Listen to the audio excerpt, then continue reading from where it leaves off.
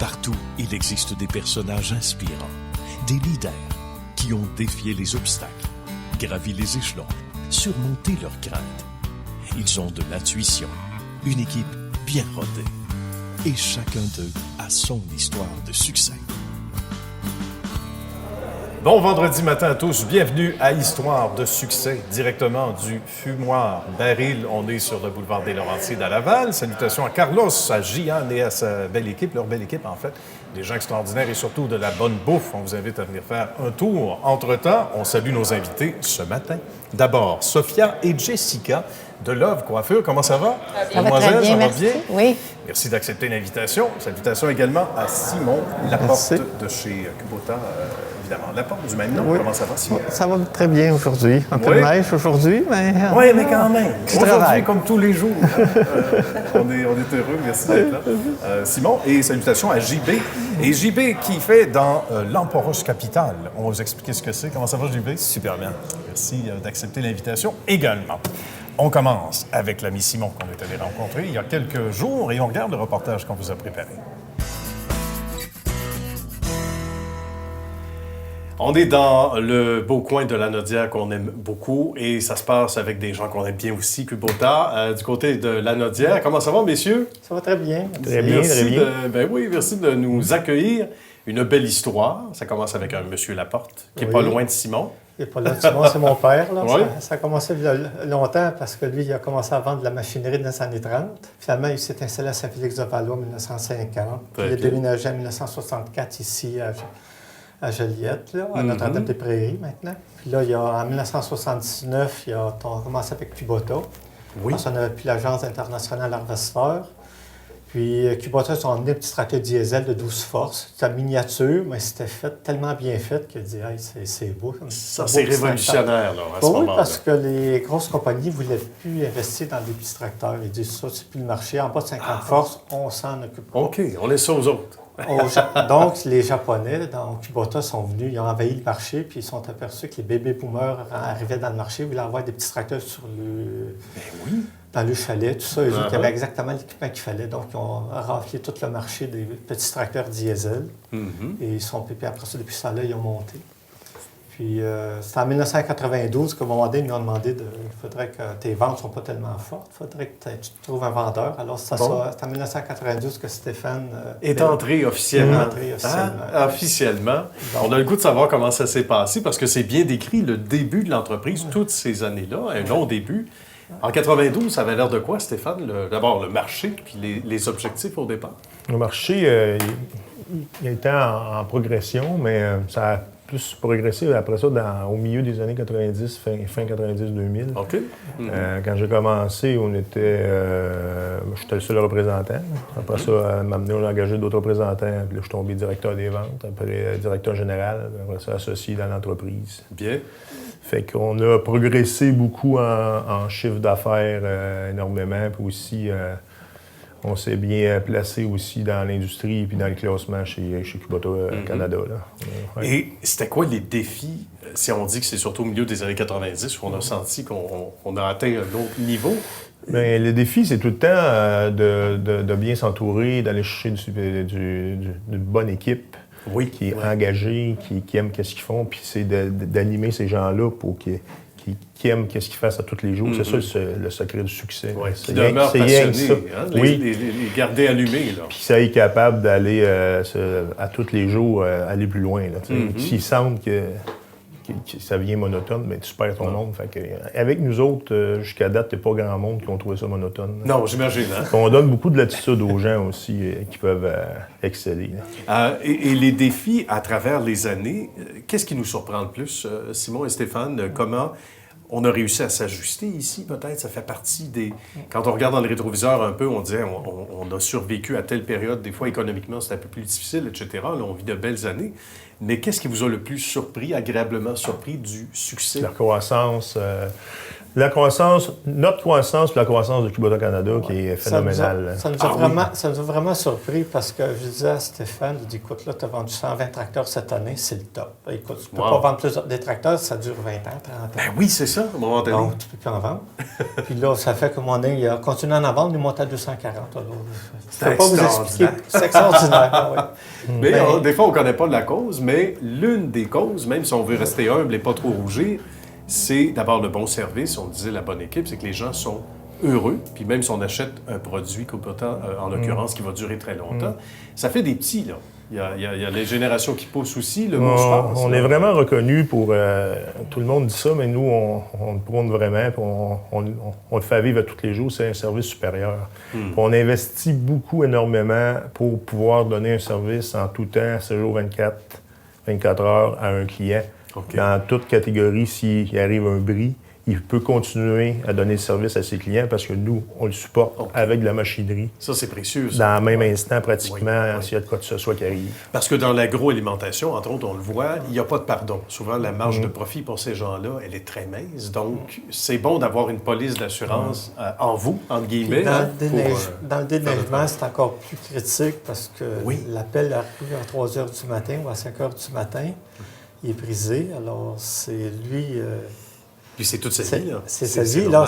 On a un avant-midi pour répondre, ou on a ou deux, alors c'est très critique. Ça, il faut qu'il donne le service à ses clients. Si sa machine est brisée pour une raison que ce soit, il ne peut pas dire à ses clients, ben là, je suis brisé. Là. Non, il faut qu'il déneige les entrées. Oui, il n'y a pas de pardon, là. Fait Mère Nature n'attend pas. C'est là qu'on devient un partenaire d'affaires très intéressant. Oui.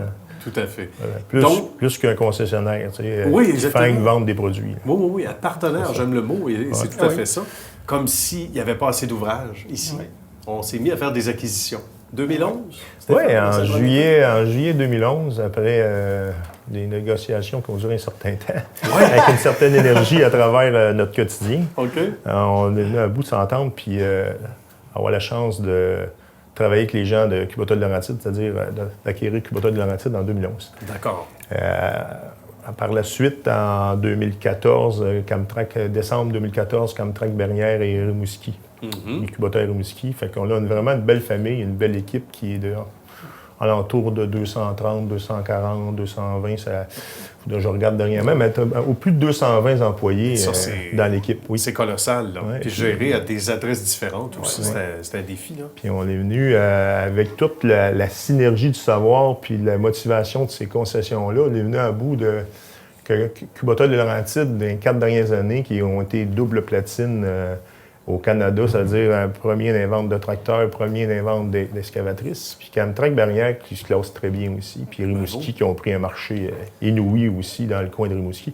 Fait que c'est toute l'humilité d'être capable de travailler ensemble puis de prendre le meilleur de chaque place puis d'en faire une place. C'est pas d'arriver quelque part puis de dire nous autres on fait ça comme ça. C'est de vouloir apprendre tout le temps des autres puis d'avoir assez d'humilité pour pouvoir apprendre tous les jours. C'est ça qui fait qu'on se renforce en équipe. Bien, messieurs, c'était un grand plaisir. Merci de nous avoir accueillis. Longue vie encore, parce qu'il en reste encore un très, très long bout. Oui. Et bonne suite de succès. Sophie a sa question maintenant pour Simon. Oui, Simon, je me demandais, quels facteurs est-ce qui sont attribués à votre succès? Il y a beaucoup de travail pour commencer, parce que c'est sûr, il faut avoir la passion de ce qu'on fait. Il faut aimer vraiment ce qu'on fait. Mais une fois qu'on a fait la vente, c'est le service. On s'arrête toujours d'avoir un service supérieur, mais on ne fait pas juste le dire. Ça implique beaucoup de choses, Il ne faut pas juste penser au profit à court terme. On a toujours comme optique, c'est pas vraiment un client, c'est un partenaire d'affaires. Nous autres, surtout quand on fait affaire avec un commerce, on lui dit on était partenaire avec toi, donc on s'entraide. Que c'est bon, c'est bon. Et je pense que ça s'applique à tous nos domaines, à tout domaine respectif. Quand on prend le client pour un partenaire, ça change la relation. JB a sa question aussi pour Simon à son tour. JB. Pour toi, quel était le plus grand défi dans le développement de tes affaires? Parce que quand on est entrepreneur, on commence au début petit, puis ton développement en tant que tel, de quelle façon ça s'est passé? Disons, c'est vrai qu'on a eu une croissance. Kubota, c'est un produit qui a une croissance fulgurante à travers le monde, puis au Québec aussi. Puis l'autre étape qu'on est arrivé, c'est une fois qu'on a eu du succès à Joliette, après ça, on a eu l'opportunité d'acheter d'autres commerces, comme à Mirabel et à Québec. Alors, quand on arrive à notre commerce, on dit, si on fait ça comme ça, on a tel résultat. Toi, tu fais ça comme ça, tu as moins bon de résultat, il faut le convaincre. Ou Voilà. on dit, bon, essaie de me convaincre que tu es meilleur que moi. C'est bon, ça. Oui. Mettez-nous au défi. On aime ça, les défis. Oui.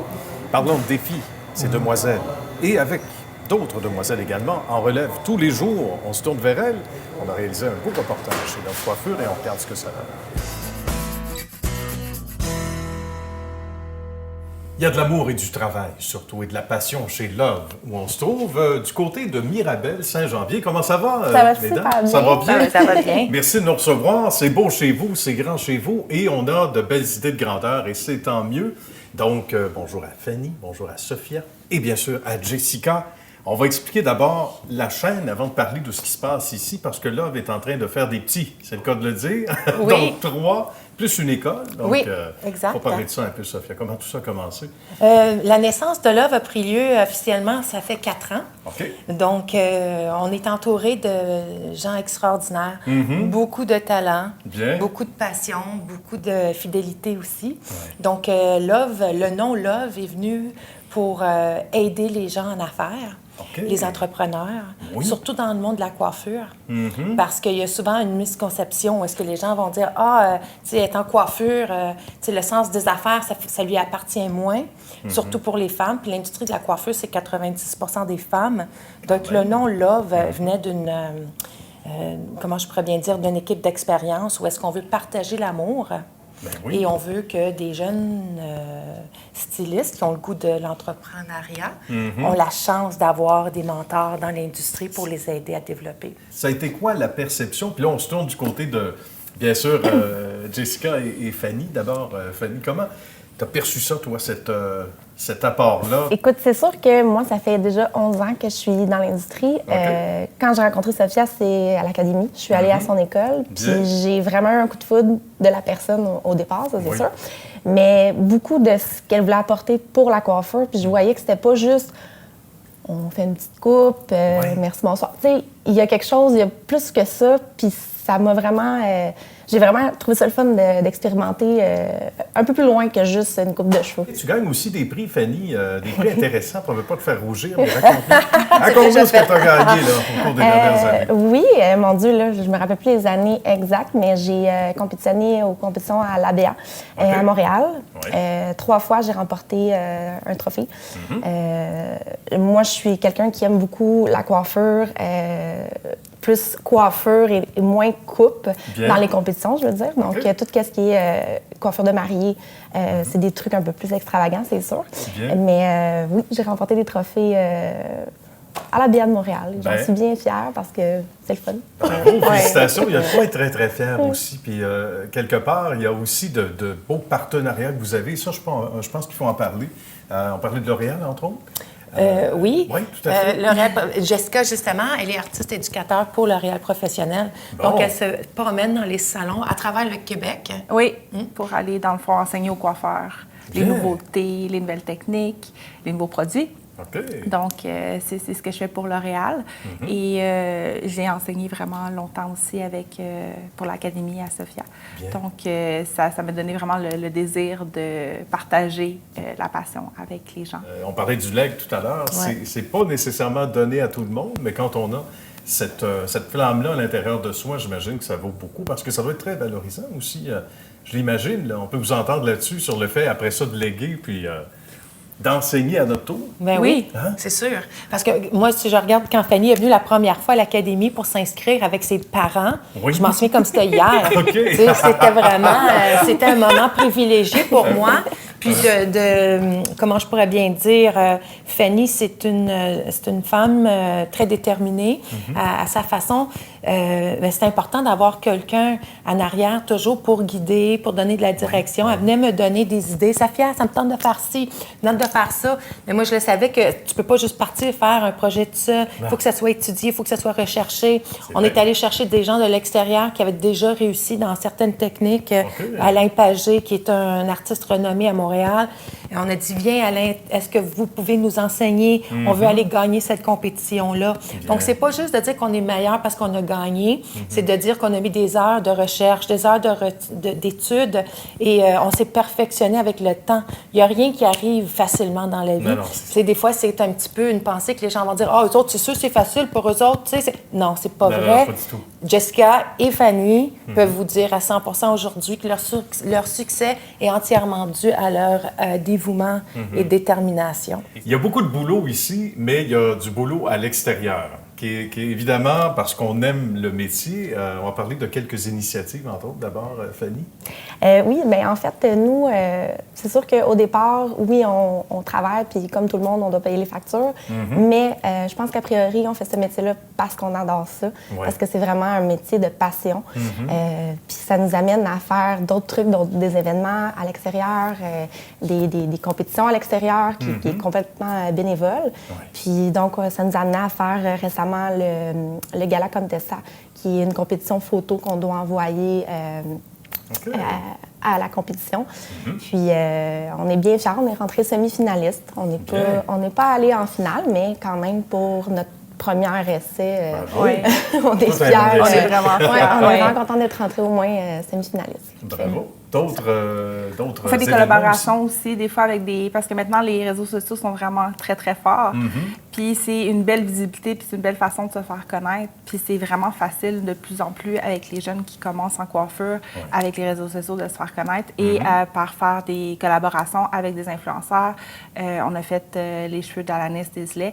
Donc, on a réussi à avoir une belle visibilité grâce à Alanis qui nous a apporté vraiment beaucoup de clics et de personnes qui sont dans son nom grâce à elle. Bien, de belles stratégies. Quelque chose de récent aussi, Sophia. Oui, étant donné que Jessica et Fanny et plusieurs autres dans la gamme de chez Love aiment faire les cheveux de mariée, ils ont beaucoup de talent. Oui. Fanny a fait aussi le maquillage, vraiment très passionnée par le maquillage, effectivement. Donc, on participe à Elegant Wedding, qui est une revue haut de gamme pour les mariés à travers le Canada. Et à chaque année, on fait des sessions de photos dans différents endroits qui sont très romantiques, soit à Montréal ou même dernièrement à la Champagnerie, où est-ce qu'il y a les bulles. Donc, on fait énormément de photoshoots, on fait des beaux projets pour les mariés, parce que c'est toujours très effervescent. J'imagine, une belle énergie. Là. Exactement. Ça va être excessivement passionnant de travailler dans votre domaine, avec du bon monde, comme vous autres. Oui, absolument. Merci à vous trois. Ça a été très intéressant. Puis on va se souhaiter bonne suite des choses, évidemment. Merci. Merci. Alors, JB a sa question. Maintenant, à son tour pour Sophia. Pour toi, quels étaient les facteurs majeurs de ta réussite et de ton succès? Je crois que, comme Simon a dit tantôt, la passion. Définitivement la passion, parce qu'en tant qu'entrepreneur, on met facilement un 50, 60 et plus, tout dépendant des saisons. Hein? Des fois, c'est des 24 heures aussi. La passion doit être au rendez-vous, première des choses. Et ensuite, toujours à la requête de l'excellence. Si on fait les choses comme les autres, comme la moyenne des gens, on va être dans la moyenne des résultats. Pour rechercher l'excellence, il faut être excellent. Et c'est sûr qu'il faut s'entourer de gens qui nous ressemblent, des gens qui sont passionnés, qui sont eux aussi honnêtes, fidèles et dévoués à la mission de l'entreprise. Simon a sa question maintenant pour Jessica. Pourquoi vous êtes-vous joint au groupe Love?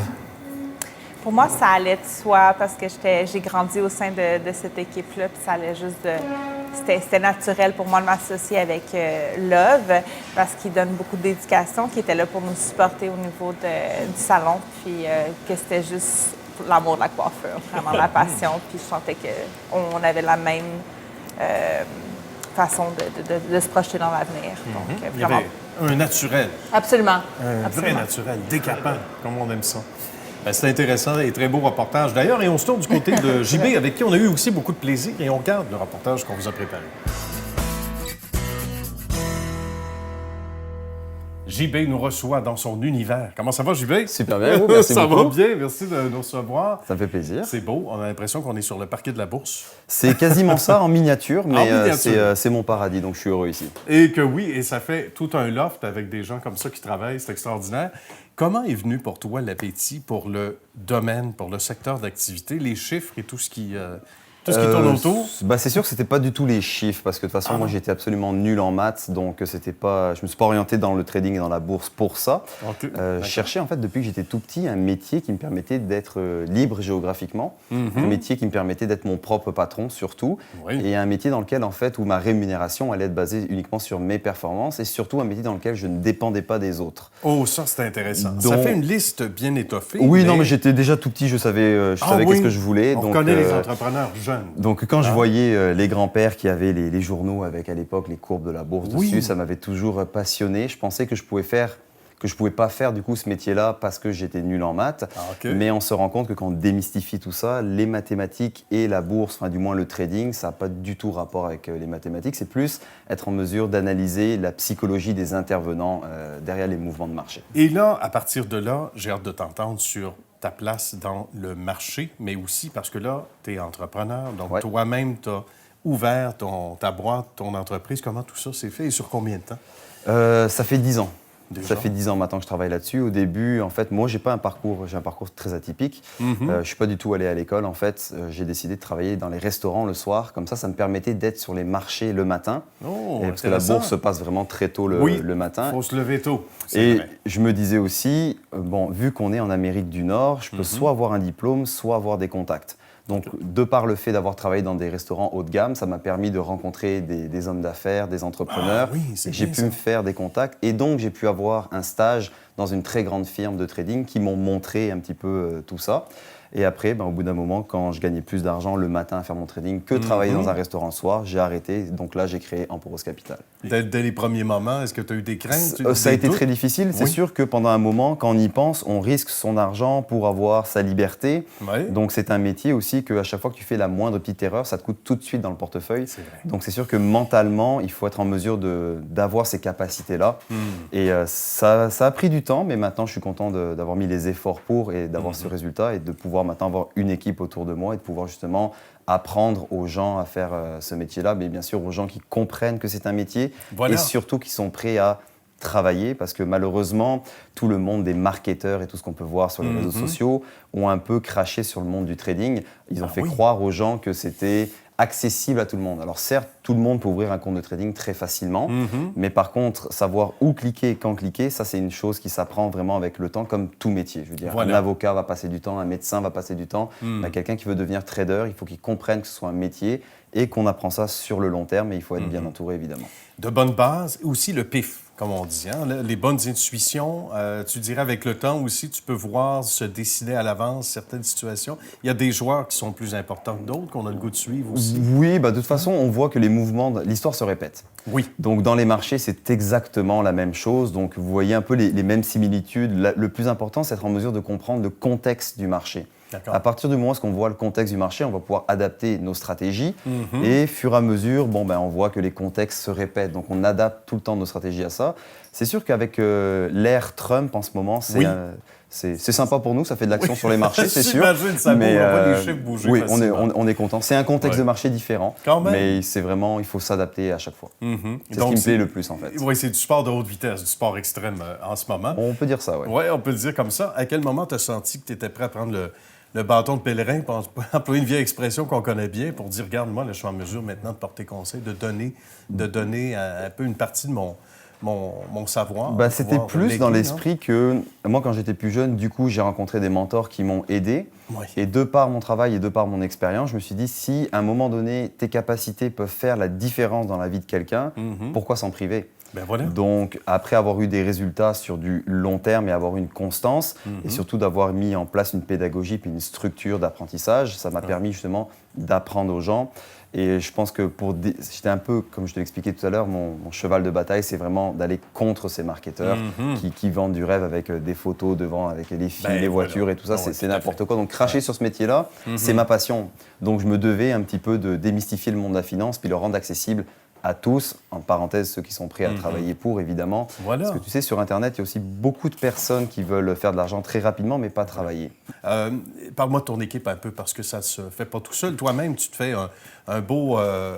une belle intervention radio chaque matin. Oui, 3 heures de temps, c'est pas rien. Donc, en fait, c'est ça. Toutes les personnes qui décident de joindre notre programme, on les assiste vraiment sur le long terme. Et plus ces personnes-là vont nous démontrer du travail et de la volonté, plus moi et mon équipe, on va être là pour les aider. Parce que c'est un métier qui s'apprend sur le long terme. Ouais. On a des périodes de doute. Il y a des fois, beaucoup de personnes veulent abandonner. Donc, on est là vraiment pour leur faire voir que la chose est possible si oui, tu mets le travail adéquat. Et donc, tous les matins, effectivement, j'anime ce que j'appelle la radio live. Donc, c'est moi qui vais commenter en direct tous les marchés. C'est bien. Et c'est un petit plus que je donne à ce que j'appelle pour moi ma plus grande fierté, c'est la communauté vraiment qu'on a bâtie. Parce que le problème, c'est que les gens se retrouvent à vouloir faire du trading tout seuls chez eux. Ah, OK. Donc, vraiment, ce qu'on a créé, c'est la communauté d'Emporos Capital. C'est vraiment toutes les personnes qui ont suivi notre programme se retrouvent ensemble. Les anciens vont aider les nouveaux. On a vraiment créé une communauté où il y a un respect, où même n'importe qui peut venir avec une question, même poser plusieurs fois la même question, parce qu'il faut être honnête, on ne peut pas expliquer de la même façon la même chose à tout le monde. Justement. Donc le fait d'avoir des gens différents comme ça, tout le monde s'entraide. Pour moi, c'est ma plus grande fierté puis ma plus grande réussite dans ce projet-là. C'est fabuleux, puis ça nous a permis, ce beau reportage-là, d'en connaître plus long sur toi, sur ta belle équipe. Un gros merci. Ça me fait plaisir. Mon cher JB, c'était un plaisir. Puis on invite les gens à te retrouver aussi sur YouTube, évidemment. Oui, il y a la chaîne YouTube Emporos Capital, sur lequel est-ce qu'on démystifie vraiment le monde de la finance. Et puis, pour toute personne qui serait intéressée, ça me fera toujours plaisir de discuter de finance avec eux. Aucun doute. C'est un grand plaisir. Merci beaucoup. Merci beaucoup, JB. À bientôt. Lunettes Dépôt a pour mission d'aider les adultes qui effectuent un retour à l'école et dont la situation financière est difficile, pour leur permettre de se concentrer sur leur réussite académique, la tête tranquille. Visitez le site web lunettes-dépôt.ca pour de plus amples détails et pour connaître l'emplacement le plus près de chez vous. Lunettes Dépôt, pour une meilleure vision du futur. À son tour, Jessica a sa question pour JB. Alors, quels sont les plus grands défis que tu as dû relever pour ta carrière? Je pense que les plus grands défis, c'était par rapport à la réputation que le monde du trading et de la finance ont de façon générale. Et surtout quand tu aides des gens dans ce métier-là, il y a tellement eu d'arnaques sur Internet, il y a tellement eu de gens qui ont profité de la naïveté des gens. Donc je pense que le plus grand défi, c'était de montrer qu'effectivement, on peut aider les gens de façon honnête, de façon transparente, et surtout que c'est un métier. Être trader, c'est vraiment quelque chose qui prend énormément de temps, sur lequel il faut être, tout comme vous, passionné par ce métier-là, parce qu'effectivement, c'est des très longues heures, et il faut se lever aussi très tôt le matin. C'est un métier dans lequel, ou surtout, dès que vous faites une erreur, vous avez une perte financière tout de suite. Donc au niveau de la psychologie, ça prend énormément de caractère et de volonté pour réussir là-dedans. Simon, maintenant. Quelles sont les qualités requises pour être un bon trader? Premièrement, il faut être quelqu'un qui est passionné. C'est pas quelqu'un qui a besoin d'être très bon en mathématiques ou qui a besoin d'avoir de grands diplômes. C'est vraiment quelqu'un qui va être en mesure de ressentir les choses, d'être en mesure aussi d'aller à contre-courant, et surtout d'avoir un aspect critique et analytique, surtout envers soi-même, pour pouvoir se développer et faire carrière dans ce métier-là. C'est intéressant. C'est déjà la fin. Ça a été un plaisir. Merci d'avoir été avec nous. Alors, on ne saurait vous quitter sans vous demander, bien sûr, de quelle façon on vous joint, entre autres, Sophia ou Jessica? Au lovesalon.com et Instagram Love Mirabel. Love Mirabel aussi sur Facebook. Sur les réseaux sociaux.